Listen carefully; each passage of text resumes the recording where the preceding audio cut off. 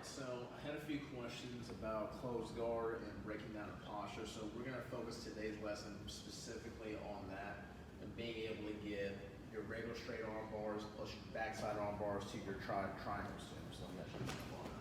So whenever I'm playing the closed guard again, and we went over this last time in terms of the important factor of I got to be able to break my partner down here. But say if he actually has traditional posture. Traditional posture meaning that he actually has his palm essentially right here in the sternum, and then he has one hand like on the hip line, elbow somewhere like on the inner part of the thigh. If I try to do a normal arm bar, meaning if I do something like I'm trying to just grab a hold, put a foot like in the hip, moving, etc. If you look, there's too much space here. So he can actually pull his elbow right back in, go ahead, and now he can actually then shut me down and start passing, etc. This just becomes a problem. So we never actually want that. So the major thing that I have to worry about here is this post. Okay, this post essentially must die. So what I normally do, if you look again, our heads are within alignment. So as always, I do a small crunch. Now we take an umbrella grab here, but I really want to roll my knuckles right into his forearm here. Okay. Now I am going to roll myself on the inside by doing a side crunch. But as I'm doing that, I'm pulling because I know that the response here is for him to push back. And as he actually pushes, because he doesn't want me to pull him down fully at all. And this right here, look, just as a aside, closed guard normally should be about 60 to 70% of your legs pulling and about 30% of the upper body pulling. This will be one of the few times where I'm just gonna use the hand because I really don't want to burn out the legs, but I want him to give me a strong response back. And normally, if you're pulling on posture, people will actually will posture hard back. So we side crunch here, we pull, and I know he's gonna push back. Whenever this happens, I take this hand that was on the collar, and I'm gonna basically chop. I chop. But I don't want to use the blade of the hand. Really want to go down to like the wrist line here, okay? So we go here. And I'm chopping at his bicep area. So we chop and we hook now. Okay, so now, if you look, there's essentially a dip right here. So he's nowhere near it, and there's a strong now. As this happens, this is probably the biggest issue for all arm bars too. Doesn't matter if it's gi or no gi. His elbow has got to basically get near, if not past my belly button line. Okay. The more near his elbow is to the groin, the more he basically he will elbow me in the groin as I try to get a arm bar down. We don't actually want that though. So again, we're here, pull here to get this get this response here. We chop, we hook, and now look. As I pull his elbow across here, I'm going to use the knuckles here to just push in, and I keep popping the hips here. So you pop, and if you look, it breaks the elbow down. What typically happens, a lot of guys, they don't want to let go of the grip, so go right back over here. So once we actually get this down right here, we go 1, 2, push right back, 3. So if you look, his elbow is put within a 90-degree angle here, and he still has this grip here. So he thinks that he's fine. In reality, he's not. Now his elbow right now is at the hip line. I want his elbow instead to be near the lower ribs here. So what I do, and as I pop the hips, I pull my elbow back and I pull my knees forward. That gets the elbow here. Now my groin is pretty much safe. So from here, the hand now that was on the umbrella, the grip now, I let the person cross over this way. Because essentially, I've broken down this shoulder, but this shoulder needs to weight on it too. So as we actually break it down here, we grab around now, thumb in, we grab, my legs now flare open. Forget about putting the foot on the hip because again, if you're actually wasting time there, some people are very adept at just shucking that knee off and then stepping over. So instead we open up both legs. So I can actually jump his shoulder. Okay? So the leg that's on top of the shoulder as well, that heel is always going to be is always posting downward. The leg that's then underneath his leg enforces. We pull down, we squeeze knees. So this spot right here, again, if you look, his arm is still within a 90. So I can basically attack even from right here. A lot of your best guard stuff from close guard happens from you actually getting to this high guard spot. People have different names for it. Some people call it pit stop. Some people call this mission control. Some people, like, again, there's lots of terms. It doesn't matter. I just use old school terminology. So for like this right here, just high guard. Again, make sure that his elbow is not pressing in on the groin. Okay, as long as his elbow is somewhere within your hip line, so like your ribs, and normally his elbow would be more here, but again, I'm talking, so I kind of actually let go of some of the ear pressure there. But as long as you're actually here, you're fine. So let's get into the attacks now. Once we actually get this right here, boom. First thing, I go from wrist all the way downward. Because again, lots of guys are very cognizant of the chokes, the arm bars, etc., but then they forget about wrists. So what I do, I pull the heel down, I raise my hips up, and we use the middle part of the palm here over his knuckle line. We just press in. Your wrist lock's there. If you want a more enforced wrist lock now, my hand then comes up over his wrist line right here. So if you look right here. So again, he's here. You see how his wrist is straightened out. So let me actually just move this here. You see how the wrist is actually straightened out here, right?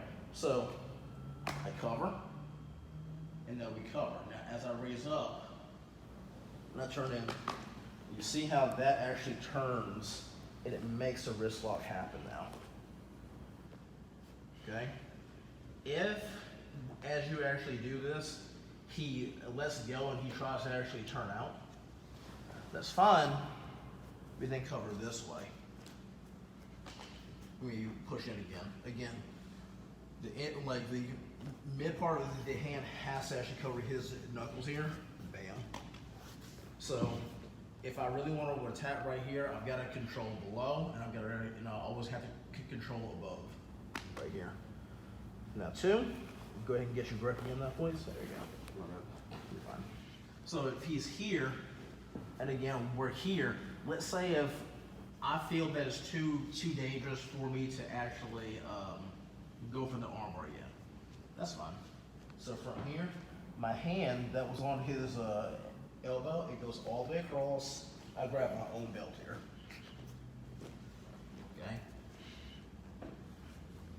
His wrist, you just grab here. Now I pull his wrist this way, and I pull my knees this way.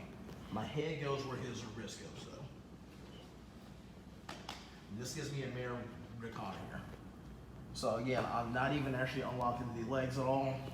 I'm just gonna make sure that that knot stays right here. Go all the way across, elbow down. You just go this way, hips up. Third option now, from here. Say if I'm trying like this move, he straightens his arm out. That's fine. We let go. We double up, rotate down. So I want his thumb facing my hip, straight up. And now we get our arm bar this way too. Now finally, let's go back to the classic arm bar set up though. So we're here, and we're already here. I'm gonna unlock my legs here, but again, I have to grab a hold so I'm in this way. Don't bother this way, because what normally happens is that people will then put this curl in within the wrist line. It's a little bit lazy. It's just typical when people will just do this here, and he doesn't really feel as much pressure as if I go straight on and then I'm doing a pull-up action. So we do the pull-up action right here. Boom. This puts him down more solid. So now as I unlock, I'll pull this knee to my shoulder. This leg just kicks up. And now this makes me turn the angle here. And now this is one of the important things. The leg that's behind his shoulder, that heel has to be as close to his neckline as possible. So if your leg's down here, your arm bar is not going to actually be weak, because my cameraman gets here now. If you look, the spacing here, he can now posture up.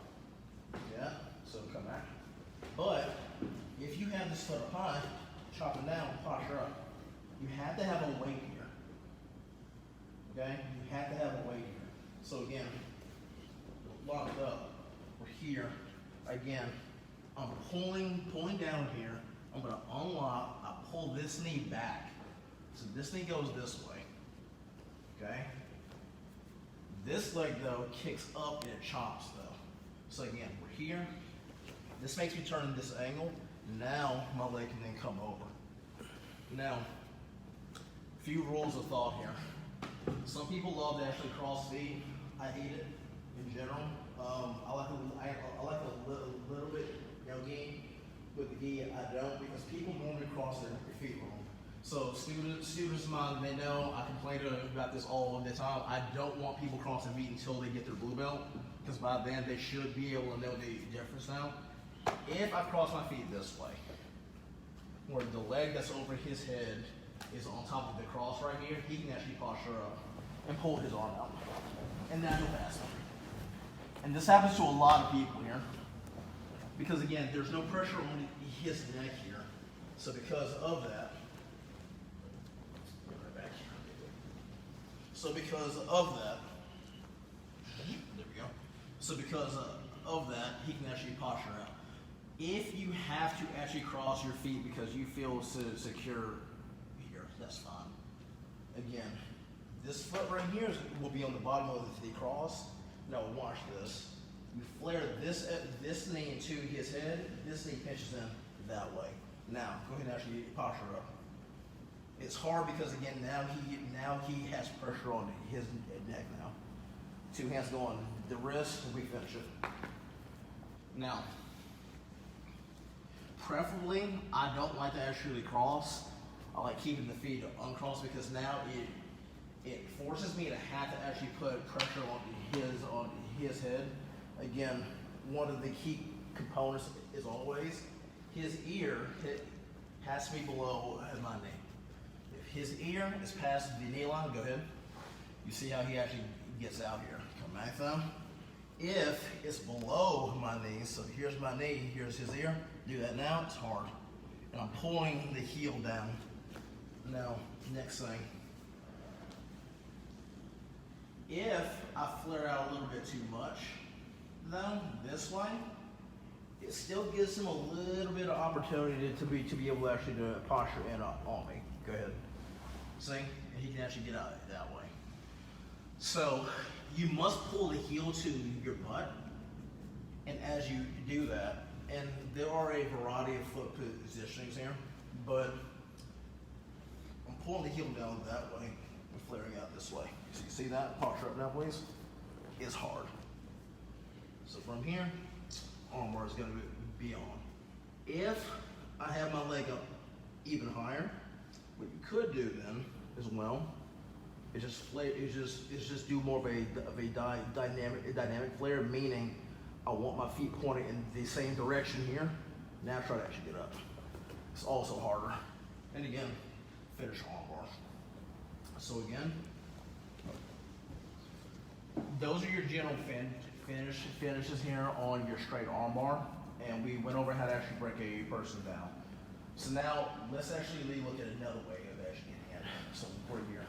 Sometimes you may try and they're just too strong. You just feel like you can't actually get this hook in. Okay, if that happens. If this happens though, okay, if I try doesn't actually occur, cool, make a switch. So now we switch umbrella grip here. This hand now shoots all the way through to this side, and I'm gonna grab a hold, okay? So if you look, I'm forcing his arm to actually bend by me simply turning my knuckles in, and I'm pulling with this arm this way, okay? Now I love this because now I'm gonna unlock and shrimp out barreling, really lock up here, and now I'm gonna really throw my elbow up high, and as I do that, I pull just to actually break off now. Now, from here, if you look, his elbow's where? It's right here at the rib line. So what am I gonna actually do here? Now, we're gonna let go, and we're gonna come over. If you look, I'm gonna get a thumb grip here. Okay? Now, the options here are we could actually drag and then go to my partner's back thumb. But since the question that I had gotten was on the arm bar, let's just stick with this here. Also, if you look, as I drag, you pass the wrist behind his wrist here. It's harder for him to pull that back now. Okay, and then I have him hold the collar thumb in again, and I'm pulling his head to me this way as I pull my knees in. Boom, right here. Now, because I have this angle here, I could put the foot in the hip.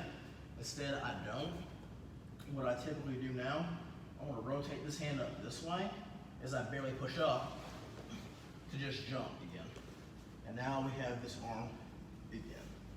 Two hands goes on his wrist as always, and now we can go through the whole same sequence again. So again, let's just do this again. Again, sometimes the chop method just does not actually work out. So instead, I've got to actually break down his structure just at his shoulder. So we make a switch. Our hand goes in. Now look, see how I'm actually changing angles too. I'm not trying to be here and just trying to actually grab a hold. Your knuckles they have to hit right around his pec area though, or actually above his pec area near the shoulder. So because of that, I rotate outside to shoot in, and we grab.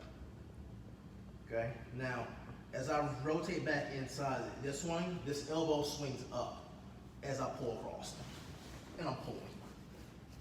You see that? Now, we make a switch as well, and I'm pulling him in, and I'll let go, and again, if I'm more concerned just about doing a variety of other moves, I'll keep this grip here because I don't like changing up grips, but just because we are looking at the straight arm bar mainly today, I'm just going to change the grip up here. So I make sure that his tricep touches my chest.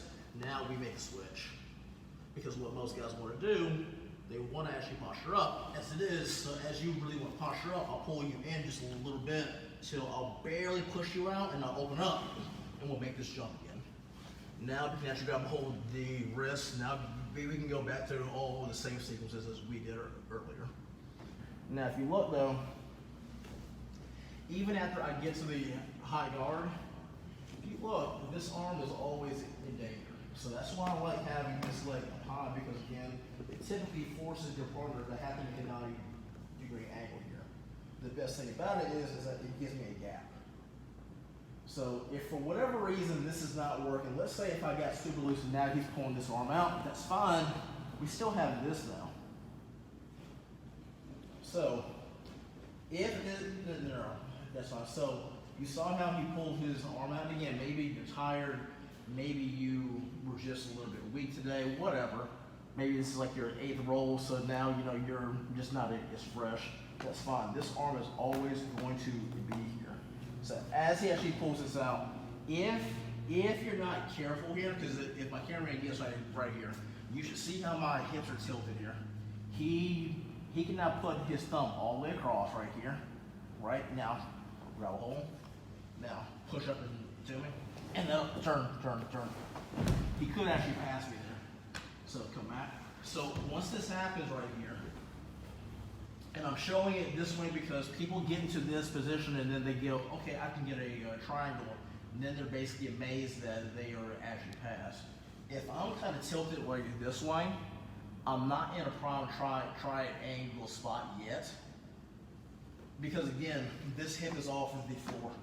So this gives him freedom of moving here, and that's not good. So as he actually pulls out right here, I will not even attack this arm yet, or attack the triangle yet until my hips are square. Okay, so once this actually happens, grab a hold of his wrist, whatever you can. So if it's gi, I'll grab a hold this way. If it's no gi, I'll try to make a C grip then. Now we scoot our hips out this way, down. Now he cannot pass me. He's not passing me this way. And we have this 90. So that's when my hand will come in. We grab a hold then, we cup, we pull. We grab a hold then with the gi, we do one. We grab a hold of the elbow now too. Now watch, I pull, I push. And then the arm bars on. So again, we are within a triangle position here, but I'm always going to attack from outward inward. So again, let's go back. Let's go back to the arm bar right here. So again, we're here, and we got to the initial high guard.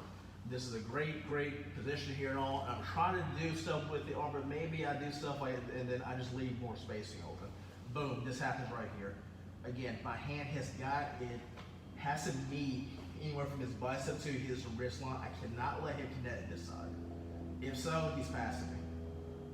So we just grab a hold here, and now we scoot our hips out this way, just to bring him down. Now the hand goes on the inside. We cup.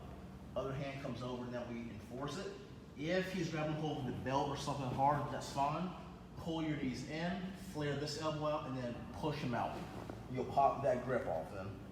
Your hand now goes all the way to your collar, near the shoulder. So if you're grabbing here near the pec line, this is wrong. There's too much spacing here. It has to come here, and then do a crunch up here too. So now, as long as the elbow's pointing up, pull your arm out. It's hard. This hand with the palm, we grab hold of the elbow, we pull, and then we push right down and crunch, and the straight arm bars on. If he happens to get his arm across, that's the only time now that I'm now going to grab a hold behind my knee and then pull my knees in, grab the hold down. Now we'll unlock. Our foot will go into the hip. We'll make sure that our knee goes in front of his shoulder, and now we'll lock up the figure four, and now we have the actual triangle now. But the triangle for me is going to be the last option. It's not because it doesn't work. It's just that, again, there's a lot more submissions that we can actually hit prior to having to go to that one. And what normally occurs, so we actually just go right back here, yeah. People will go for the movement, but they'll let go of stuff, and they will try to actually make a switch here. There's too much space here. So because of that, I love to actually put you down more right here, grab a hold, pull in, and then we start the sequence here. Could you go up to a wrist lock too? You could, but in general, I'll go straight arm bar first. Also because I'm pulling his elbow this way, it's less likely that he can actually try to move around this way. So I don't have to go to the Kimura wrist lock combo, or even to a omoplata either. The best line of attack still will be the straight arm bar, because the only way for him to actually get out, he has to get his hand that way. Go ahead. Good. Forward. See, to here. This gives me the opportunity now to get the triangle off. Okay. So this was close guard again with the arm bar zone. You see what the options are.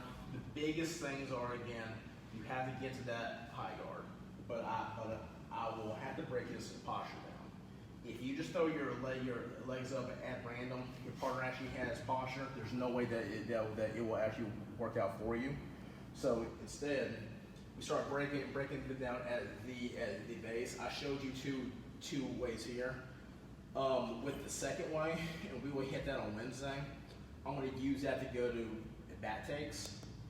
And probably the best guy that you will basically see with that maneuver too is Hodrick Racing.